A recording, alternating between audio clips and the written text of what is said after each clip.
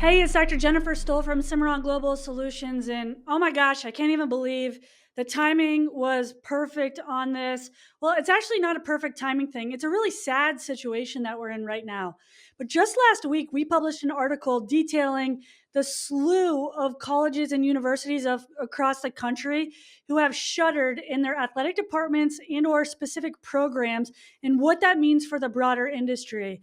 And just yesterday, another one was announced. Sonoma State, which is a part of the California State University system, just announced that due to 20 plus $1 million in budget deficits, they're going to be cutting all 12 of their Division II athletic programs.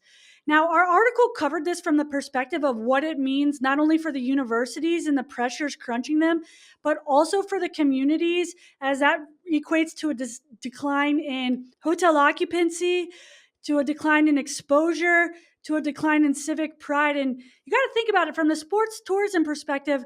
Most of those events are not things that a DMO or a sports commission even has to recruit.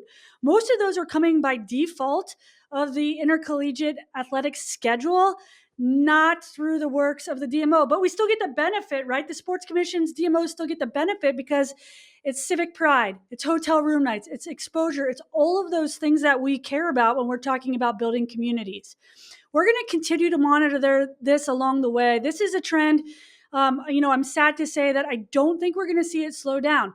Remember, when we put our hats on in the tourism or sport tourism industry, we're just looking at it from one perspective. We're looking from it from tourism and or sport and tourism, right? That's our world, that's our bread and butter. That's what we're in and day out. But I want you to consider that there's this whole other dynamic out there, and it's in the dynamic of the ecosystem of higher education. And higher education is being crunched right now, just like we're seeing in some of the things that we've been talking about in sport and tourism. They're being crunched right now too.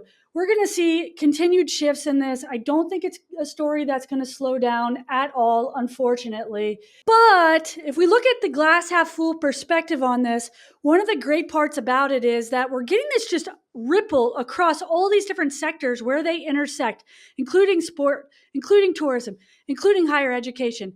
This is ripe for reform across the way. There's a reckoning happening in all of these sectors, and to see the convergence of them is really, really fascinating.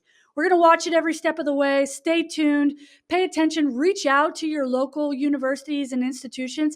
Ask them how you can help them in this time. Now is your time to reach out and proactively engage with your local institutions of higher education, whether that be NAIA schools, junior colleges, or anything up and down the NCAA rank and file. This is Dr. Jennifer Stoll from Cimarron Global Solutions. Stay tuned for more.